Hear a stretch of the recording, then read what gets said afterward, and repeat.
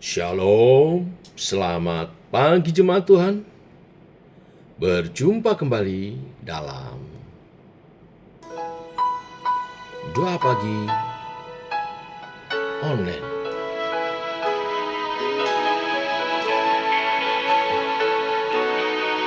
Yesus kemuliaan.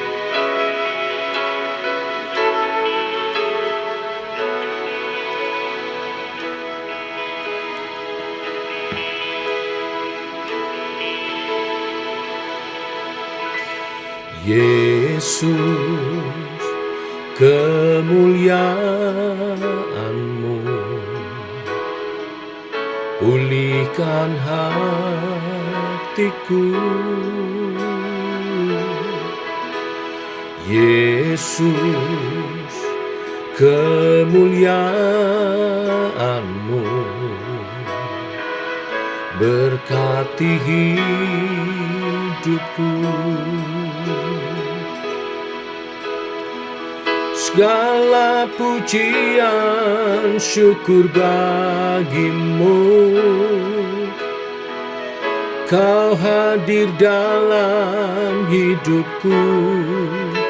Kini ku datang sujud di hadapan-Mu, memuji-Mu, menyembah-Mu. Yesus, ku menyembah-Mu.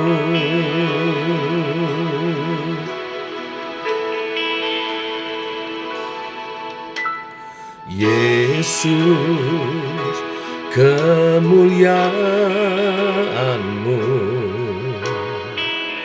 pulihkan hatiku. Yesus kemuliaan-Mu, berkati hidupku. Segala pujian syukur bagi-Mu, Kau hadir dalam hidupku. Kini ku datang sujud di hadapan-Mu, memuji-Mu, menyembah-Mu. Yesus, ku menyembah-Mu. Segala pujian syukur bagi-Mu, Kau hadir dalam hidupku. Kini ku datang sujud di hadapan-Mu, memuji-Mu, menyembah-Mu. Yesus, ku menyembah-Mu.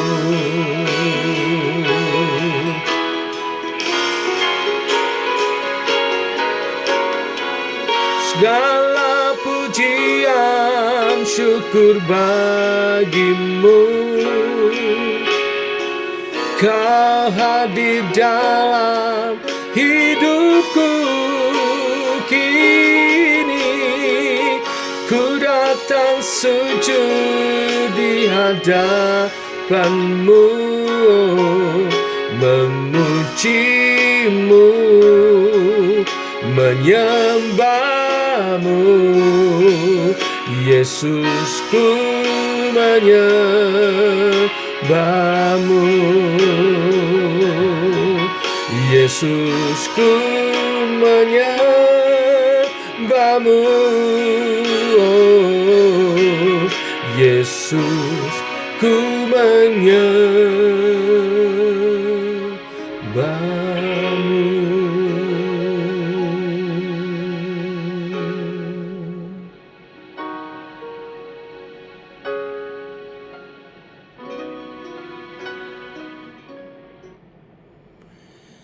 Tiba waktunya untuk kami merenungkan firman-Mu. Firman-Mu lah suluh dan terang bagi jalan kami. Berfirman Tuhan, terangi jalan kami, tuntun langkah kami oleh kebenaran firman yang sebentar kami renungkan. Dalam nama Tuhan Yesus Kristus. Amin. Bapak Ibu, mari kita lanjutkan renungan firman Tuhan pada pagi hari ini.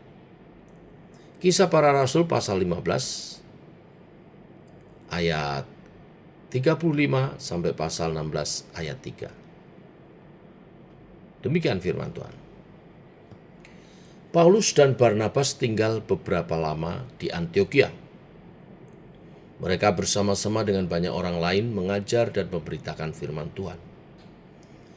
Tetapi beberapa waktu kemudian berkatalah Paulus kepada Barnabas, "Baiklah kita kembali kepada saudara-saudara kita di setiap kota, di mana kita telah memberitakan firman Tuhan, untuk melihat bagaimana keadaan mereka."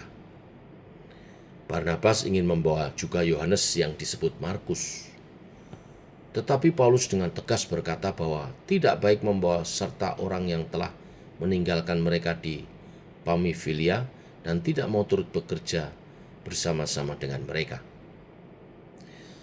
Hal itu menimbulkan perselisihan yang tajam sehingga mereka berpisah dan Barnabas membawa Markus juga sertanya berlayar ke Siprus. Tetapi Paulus memilih Silas dan sesudah diserahkan oleh saudara-saudara itu kepada kasih karunia Tuhan. Berangkatlah ia mengelilingi Syria dan Kilikia sambil meneguhkan jemaat-jemaat di situ. Paulus datang juga ke Derbe dan ke Listra. Di situ ada seorang murid bernama Timotius. Ibunya adalah seorang Yahudi dan telah menjadi percaya, sedang ayahnya seorang Yunani. Timotius ini dikenal baik oleh saudara-saudara di Listra dan di Ikonium. Dan Paulus mau supaya dia menyertainya dalam perjalanan. Paulus menyuruh menyunatkan dia karena orang-orang Yahudi di daerah itu, sebab setiap orang tahu bahwa bapaknya adalah orang Yunani. Sampai di sini pembacaan kita. Bapak Ibu, judul perikopnya perselisihan Paulus dan Barnabas. Setelah kembali dari perjalanan misi yang pertama, Paulus dan Barnabas menggembalakan jemaat Antiokhia. Lalu setelah mengajar dan menggembalakan di Antiokhia selama beberapa waktu, Paulus merasa penting untuk kembali mengunjungi jemaat-jemaat yang telah didirikannya bersama dengan Barnabas. Ini merupakan perasaan sejati seorang pengajar Injil dengan jiwa seorang gembala. Paulus ingin mengunjungi kembali jemaat-jemaat itu supaya bisa menguatkan mereka lebih lagi, mengajar mereka, dan mendorong mereka untuk hidup bagi Tuhan. Bapak Ibu, jemaat Tuhan tidak seorang pun yang boleh mengerjakan hanya satu sisi dari panggilan pengabaran Injil.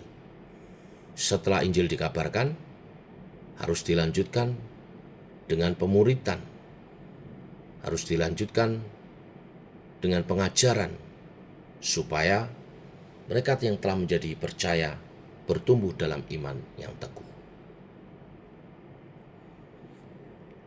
Itulah sebabnya di ayat 36 tadi dikatakan Paulus mengajak Barnabas untuk kembali mengunjungi jemaat-jemaat yang telah mereka injili. Tetapi di ayat 38 dikatakan bahwa Paulus menolak mengajak Markus yang juga disebut Yohanes. Sedangkan Barnabas sangat ingin membawa Markus. Sedangkan Paulus dengan keras menentang rencana itu. Apakah yang membuat Paulus menentang untuk mengajak Markus? Sepertinya Paulus marah terhadap Markus. Kemungkinan karena Markus saat itu belum benar-benar menerima bahwa orang-orang dari bangsa-bangsa lain telah diterima oleh Tuhan sama seperti Israel diterima. Di pasal 13 dicatat tentang keputusan Markus meninggalkan Paulus dan Barnabas. Pada waktu itu memang banyak orang Yahudi yang sulit menerima ini, beberapa kelompok orang Yahudi bahkan memaksa supaya orang percaya dari bangsa lain harus disunat. Inilah yang dilawan oleh Paulus sehingga ke pertemuan di Yerusalem yang kita sudah bahas beberapa waktu yang lalu. Mungkin Markus juga masih memiliki pengertian yang sama dengan mereka. Nah, kita bisa mengerti mengapa Paulus begitu marah. Di pasal 13, Markus meninggalkan Paulus dan Barnabas setelah menyadari kalau perjalanan mereka semakin jauh meninggalkan Yerusalem. Semakin Injil diberitakan kepada bangsa-bangsa lain, menjauh dari Yerusalem, semakin membuat Markus tidak bisa ikut mereka. Markus bahkan tidak kembali ke Antiokhia, yang adalah jemaat dengan komunitas berbahasa Yunani yang besar, tetapi langsung ke Yerusalem. Di dalam Kisah Para Rasul 15 ayat 38 pun, sebenarnya Paulus telah memberikan petunjuk mengenai alasannya tidak mau membawa Markus. Paulus mengatakan bahwa Markus tidak mau bekerja bersama-sama mereka. Kata bekerja di sini yang dimaksud adalah berbicara tentang pertobatan bangsa-bangsa lain. Pekerjaan yang Tuhan khususkan untuk Paulus dan Barnabas yang dijelaskan di Kisah Para Rasul 13 ayat 2, yaitu untuk memberitakan Injil kepada bangsa-bangsa lain. Bahasa sekarang, Markus tidak terpanggil untuk tugas itu. Maka Paulus tidak mau mengajak lagi. Tetapi meskipun Markus pernah melakukan kesalahan besar seperti itu, Barnabas tetap ingin memberikan kepadanya kesempatan kedua. Apabila setelah mendengar kesaksian tentang pekerjaan Tuhan di tengah-tengah bangsa-bangsa lain, dan juga setelah mendengar keberpihakan para rasul dan penatua Yerusalem kepada Paulus dan Barnabas dalam menginjili bangsa-bangsa lain, seharusnya Markus telah berubah dan bertobat. Dan sebenarnya memang benar kalau Markus telah bertobat dalam kesalahpahamannya itu. Sebab setelah itu Tuhan menyatakan mau memakai dia kembali. Memakai Markus untuk menulis kitab Markus. Bukan hanya itu. Pertobatannya juga diakui oleh Paulus di dalam Kolose 4 ayat 10. Coba kita lihat Kolose 4 ayat 10. Dikatakan, salam kepada kamu dari Aristarkus, temanku sepenjara, dan dari Markus, kemenakan Barnabas. Tentang dia, kamu telah menerima pesan, terimalah dia apabila dia datang kepadamu. Jadi, Paulus sudah menerima dia. Juga dalam 2 Timotius 4 ayat 11. Paulus mengatakan, jemputlah Markus, pelayanannya penting bagiku. Dia tidak lagi menolak Markus. Dikatakan di 2 Timotius 4 ayat 11 dikatakan, hanya Lukas yang tinggal dengan aku, jemputlah Markus dan bawalah ia kemari, karena pelayanannya penting bagiku. Jadi kisah ini mencatat memang pernah ada perselisihan, tetapi kemudian terselesaikan dan saling menerima kembali. Perselisihan ini membuat Paulus dan Barnabas pergi ke arah yang berbeda. Sekali lagi, mesti dipahami ini bukan perpecahan, tapi membagi tugas. Paulus belum bisa menerima Markus, tidak masalah. Barnabas pergi sama Markus, yang disebut juga Yohanes, dan Paulus pergi bersama dengan Silas. Perjalanan perkunjungan Paulus dan Silas ini yang nanti akan diubah oleh Tuhan menjadi perjalanan penginjilan kepada bangsa-bangsa lain, periode yang kedua yang dicatat di pasal berikutnya, di pasal 16. Dimulai dengan mengunjungi Syria dan Kilikia, Perjalanan selanjutnya membawa mereka ke Listra. Di Listra inilah Paulus memanggil Timotius untuk menemani perjalanan Paulus dan Silas.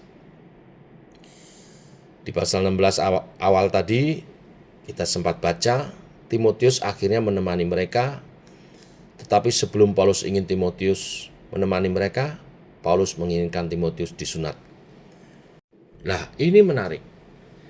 Bukankah Paulus yang mengusulkan dan menyetujui untuk supaya bangsa-bangsa lain tidak perlu disunat untuk menjadi percaya seperti bangsa Yahudi yang telah percaya? Mengapa sekarang dia menganjurkan untuk Timotius disunat? Dia harus disunat demi lebih besarnya kemungkinan pemberitaan firman kepada orang-orang Yahudi. Jika Timotius yang ibunya adalah seorang Yahudi tidak disunat, ini akan memperparah penerimaan orang-orang Yahudi lain, mengingat ayahnya adalah orang Yunani. Keadaan yang tidak disunat bisa membuat orang-orang Yahudi menganggap dia memilih menjadi orang Yunani, dan itu akan menghambat pengabaran Injilnya. Keadaan ini akan merugikan pelayanan kepada orang Yahudi. Itulah sebabnya tanpa paksaan sesungguhnya Paulus menyarankan Timotius untuk disunat. Bapak Ibu jemaat Tuhan, dari kisah ini kita belajar beberapa hal.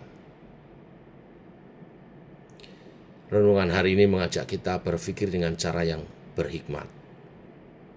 Paulus menolak dengan keras orang yang tidak setuju pengabaran Injil kepada bangsa-bangsa lain dengan menempatkan bangsa-bangsa lain setara dengan bangsa Israel. Jika bangsa-bangsa lain diberi anugerah yang sama oleh Tuhan, mengapa orang Yahudi harus menolaknya?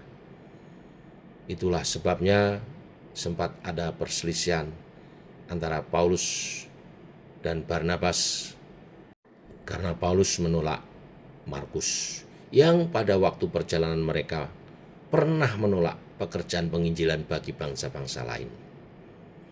Itulah sebabnya Paulus menentang dengan keras setiap usaha meleburkan bangsa-bangsa lain ke dalam identitas orang Yahudi dengan cara menyunatkan mereka.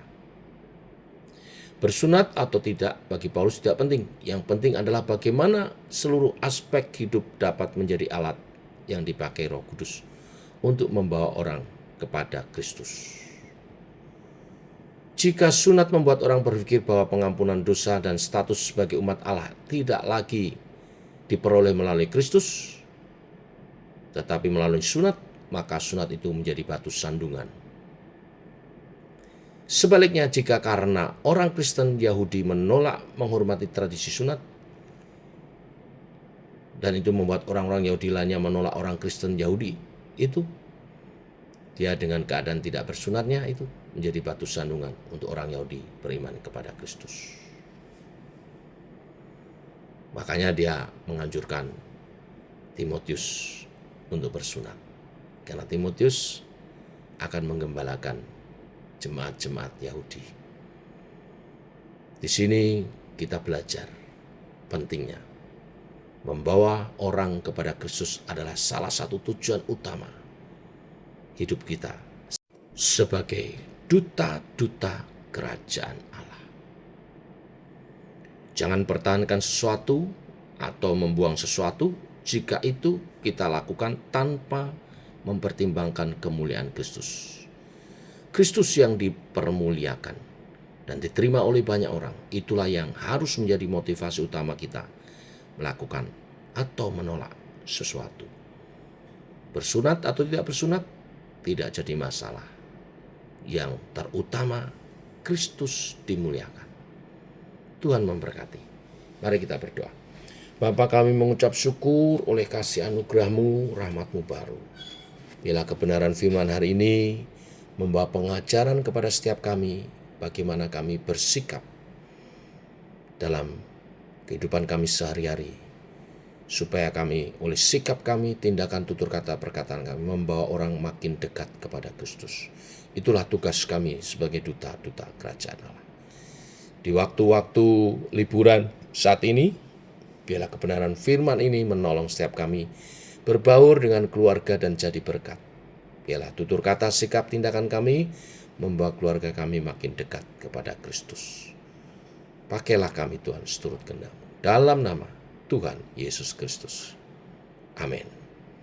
Demikian saudara doa pagi kita. Selamat pagi. Shalom.